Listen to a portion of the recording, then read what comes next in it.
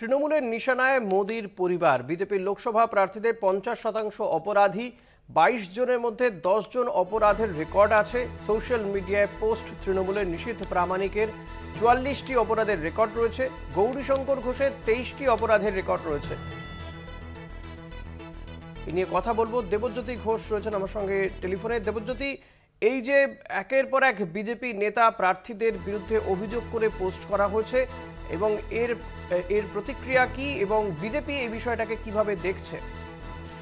দেখো, তৃণমূল কংগ্রেসের পক্ষ থেকে বেশ কয়েকজন যারা নির্বাচনে প্রতিদ্বন্দ্বিতা করছেন ভারতীয় জনতা পার্টির টিকিটে, তাদের যে ক্রিমিনাল রেকর্ড, সেই ক্রিমিনাল রেকর্ড তারা সামনে এনেছেন এবং সেখানে তারা যেটা দেখাতে চাইছেন যে নরেন্দ্র মোদী তিনি বলেছিলেন যে ভারতীয় জনতা পার্টির কর্মী এবং নেতৃত্বই তার পরিবার, এবং সেই জায়গাতেই তৃণমূল কংগ্রেসের পক্ষ থেকে বেশ কিছু প্রার্থীর ছবিকে সামনে আনা হয়েছে।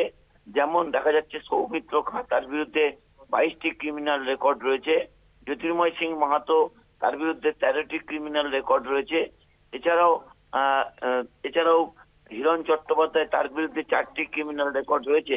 এইরকম সমস্ত বিজেপির যারা নেতৃত্ব রয়েছেন তাদের ছবি তারা সামনে এনেছেন এবং স্বরাষ্ট্র প্রতিমন্ত্রী নিশীথ প্রামাণিক, তিনি কোচবিহার সিটে লড়াই করছেন, তার বিরুদ্ধে 44টি ক্রিমিনাল কেস রয়েছে।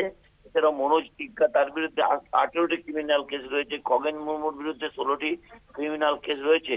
এছাড়াও গৌরীশঙ্কর ঘোষ, তার বিরুদ্ধে 23টি ক্রিমিনাল কেস রয়েছে।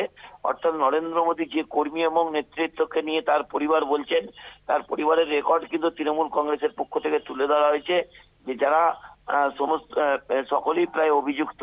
সেই জায়গা থেকে ভারতীয় জনতা পার্টির পক্ষ থেকে কোনো প্রতিক্রিয়া দেওয়া হয়নি। তবে কিছুক্ষণ আগে বিজেপির মুখপাত্র শ্রমিক ভট্টাচার্য যেটা বলেছেন যে রাজনৈতিকভাবে এই কেসগুলোকে সাজানো হয়েছে। এই কেসগুলো তারা সকলেই কিন্তু আইনের কাছে, তারা আইন থেকে তারা মুক্ত রয়েছেন। যদিও তৃণমূল কংগ্রেসের পক্ষ থেকে এই ছবিগুলিকে সোশ্যাল মিডিয়ায় আনা হয়েছে এবং তাদের যে ক্রিমিনাল রেকর্ড সেটাকে সামনে তুলে আনা হয়েছে।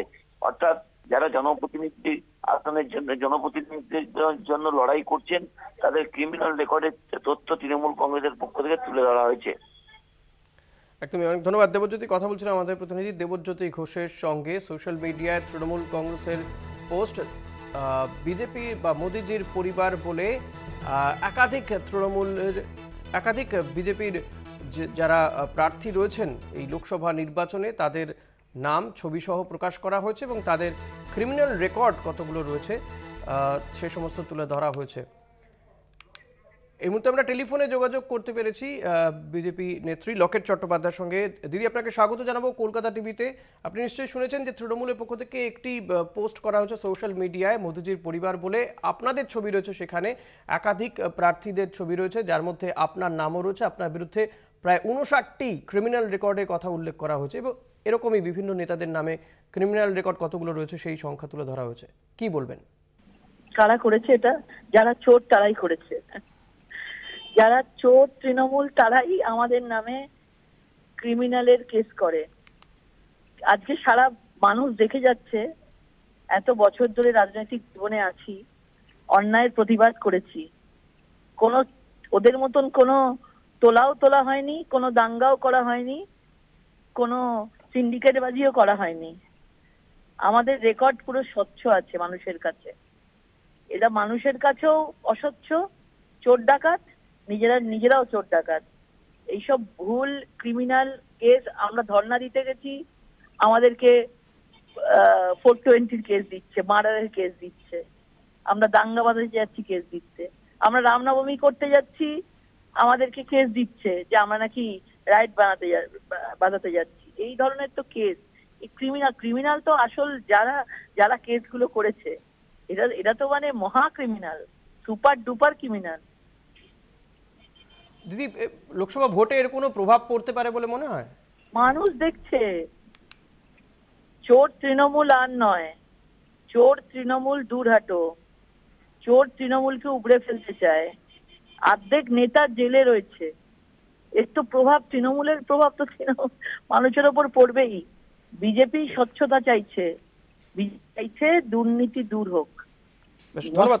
কথা বলছিলাম বিজেপি নেত্রী লকেট চট্টোপাধ্যায়ের সঙ্গে এই মুহূর্তে আমরা টেলিফোনে যোগাযোগ করতে পেরেছি বিজেপি নেতা শান্তনু ঠাকুরের সঙ্গে। দাদা, আপনাকে স্বাগত জানাবো কলকাতা টিভিতে।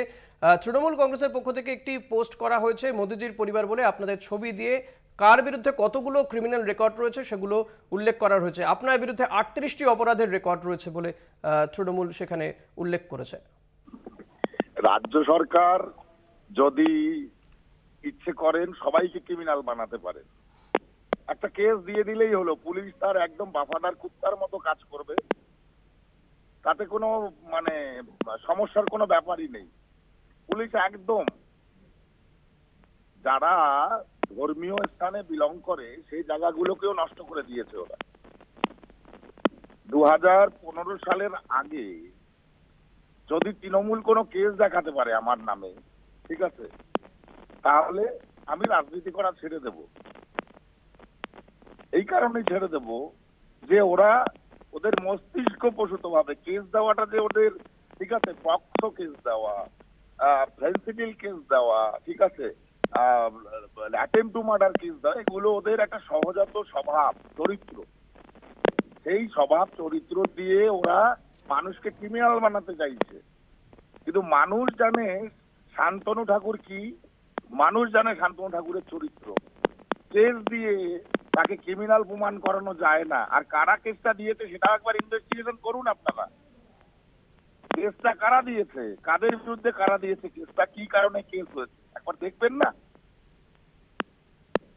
বললো আর আপনারা শুনলেন। এবার আপনারা উল্টে প্রশ্ন করুন, কারা কারা কেস দিয়েছে ওদের কাছে জিজ্ঞেস করুন কেসটা অ্যাকচুয়ালি কাদের, কি কারণে কেস দিয়েছে জিজ্ঞেস করুন। এই সমস্ত নাটক পশ্চিমবঙ্গের মানুষ জেনে গেছে।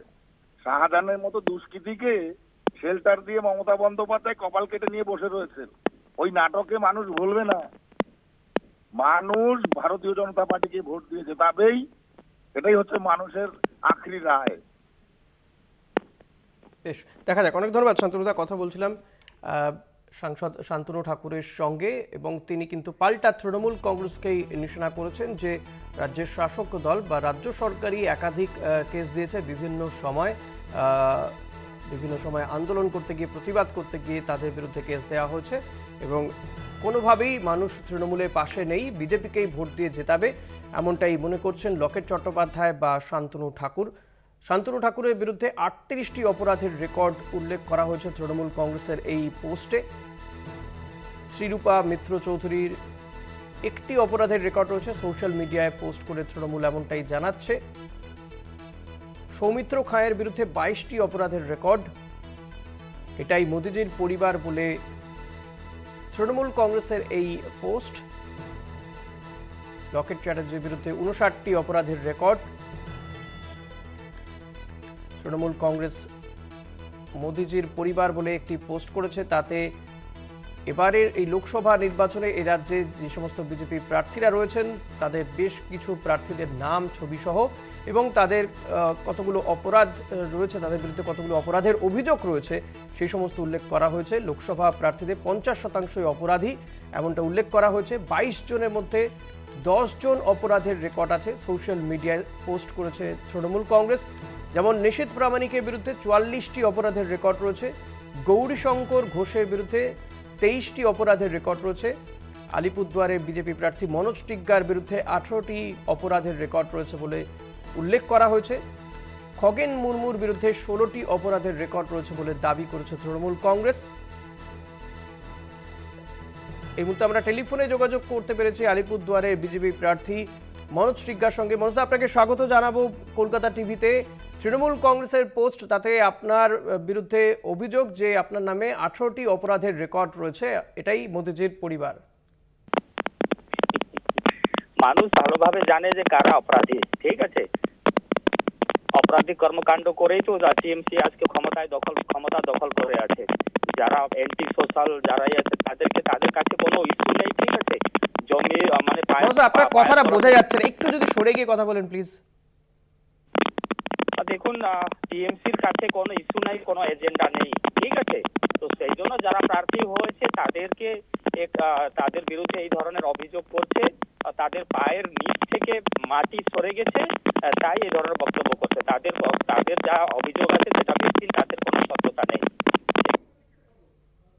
ধন্যবাদ মনোজদা। কথা বলছিলাম বিজেপি প্রার্থী মনোজ টিগ্গার সঙ্গে।